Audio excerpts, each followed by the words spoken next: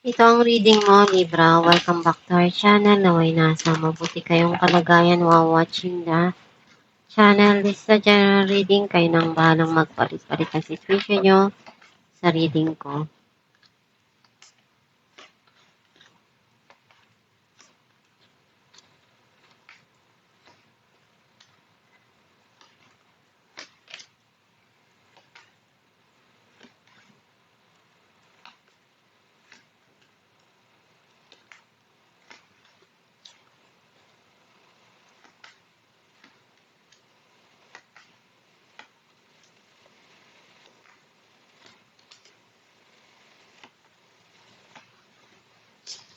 At the bottom of the deck, Four of Pentacles. I feel like ang nasisense ko na energy mo, andun yung gusto mong isecure yung kinabukasan ng mahal mo sa buhay or yung kinabukasan mo at gusto mong makaipon para sa kanila. Some of you may mga memories pa rin na hindi mo makalimutan sa nakaraan o you still holding back to the past situation or past person sa buhay mo.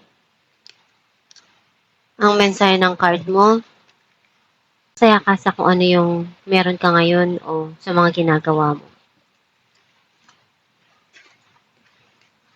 You're controlling your feelings and your emotion. Ayaw mong ipakita kung ano yung nararamdaman mo o ayaw mong ipaalam kung ano yung iniisip mo.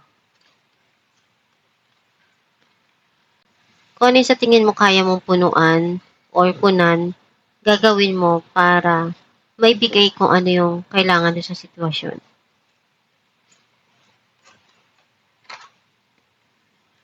Mayroon ditong darating na bagong opportunity sa'yo or mayroon kang igagrab na bagong opportunity. Some of you, meron kang gustong simulan dito na bagong proyekto or creative arts na nagiging masaya kapag ginagawa mo yun or na-enjoy mo yung bawat minuto na meron doon o yung passion na yun.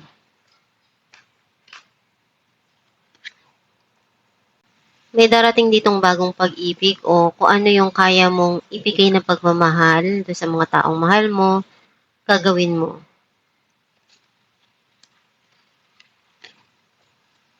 Andun yung pagmamahalan nitong dalawang tao na binibigay sa isa't isa or pinapakita.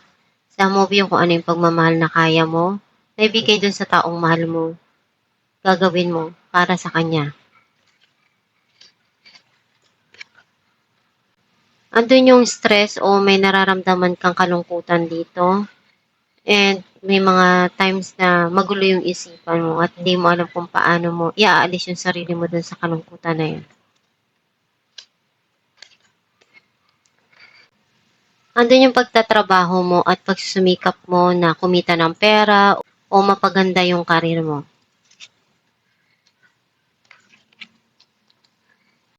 May darating ditong success and victory, some of you celebration. Kailangan mong balansehin yung mga nangyayari ngayon sa buhay mo or naguguluhan ka kung ano yung dapat mong unahin. Nagkaroon na ng end of cycle yung mga nangyari sa nakaraan at ngayon may darating na new cycle sa buhay mo. And andun yung peace of mind. May bago ka ditong gustong simulan pero pinag-iisipan mo kung paano mo gagawin yun. Some of you may darating na magandang balita. Clarify natin ang Knight of Wands, King of Wands and Queen of Cups. Very emotional itong tao na to and sensitive. Gusto niyang maramdaman yung pagmamahal na hindi na ibibigay sa kanya. Clarify natin ang The Emperor, The Moon and Six of Swords. At the back of your mind, may mga bagay na gusto kang gawin.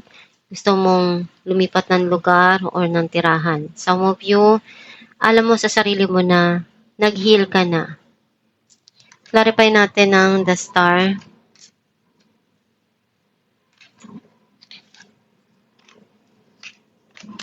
Eight of Wands and the Lovers. Magkakaroon dito ng ugnayan sa isa't isa at ipapakita yung pagmamahal. Some of you may darating na mensahe. Clarify natin ang Ace of Wands, Ten of Wands and the Magician. Kung ano yung opportunity na darating sa buhay mo, ibibigay mo yung kaya mo doon para mag-success ka. At nakikita ko dito na magiging maganda yung darating para sa'yo. Clarify natin ang Ace of Cups, Four of Swords, and Judgment. May mga kailangan ka ditong pag-isipan na desisyon at gusto mo munang mapag-isa para makapag-isip-isip. Clarify natin ang The Lovers, Five of Pentacles, and Eight of Swords.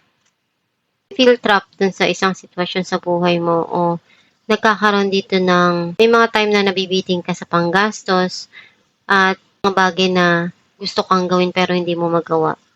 And kumugulo yun sa isipan mo. Feeling mo nag-iisa ka, wala kang masabihan ng nararamdaman mo or iniisip mo. And nalulungkot ka dun.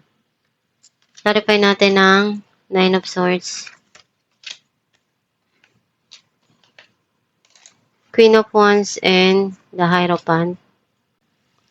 Unti-unti ka nang nagiging okay sa mga bagay na nagpapagulo sa isipan mo at kung ano yung magpapasaya para sa'yo, yun yung gawin mo. And meron ditong tao na nagbibigay sa'yo ng advice na makakatulong doon sa sitwasyon. Clarify natin ang Eight of Pentacles, Death, and the Wheel. Natapos na yung mga nangyari sa nakaraan at ngayon may darating dito na transformation sa buhay mo, especially sa mga bagay na pinaghirapan mo and sa karir mo or financial. Clarify natin ang Six of Wands, Three of Cups, and Four of Wands. May darating na celebration o reunion. Clarify natin ang Two of Pentacles, Eight of Swords, and Three of Pentacles. Gagawin mo yung kaya mo na may ayos kung ano yung kailangan doon sa sitwasyon. Clarify natin ang Wheel of Fortune, Three of Swords, and the Moon. At the back of your mind, may mga bagay na nasasaktan ka or nagpapasakit sa puso mo. Clarify natin ang Page of Wands, Seven of Wands, and Nine of Swords. Kung ano yung nagbibigay sa'yo ng stress, lalabanan mo yun. Hindi ka magpapatalo. At unti-unti magiging maayos yung sitwasyon dahil may balita ka dito marireceive na maganda. Alamin natin kung ano mensahe para sa'yo.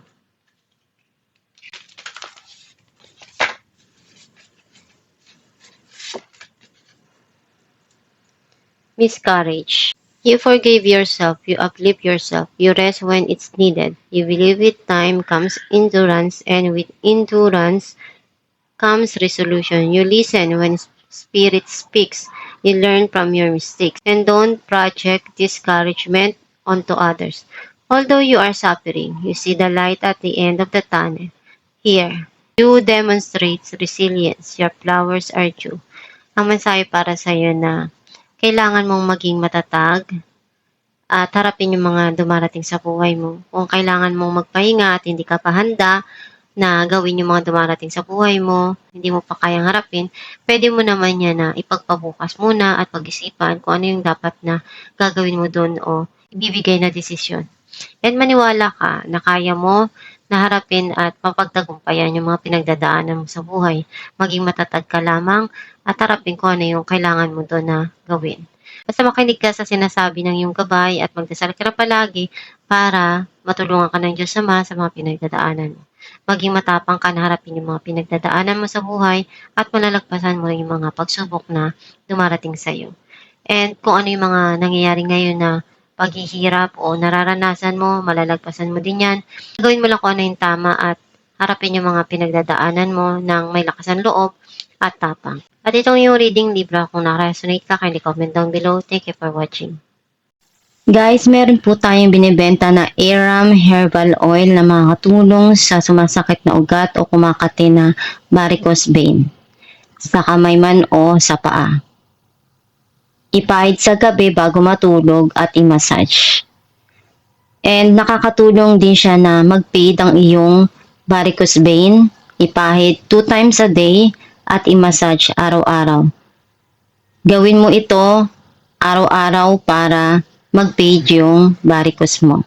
Kapag masakit yung kamay mo, pwede mo rin siyang ipahid sa gabi at i-massage mo para pagising mo sa umaga, marirelieve na yung pain na naramdaman mo.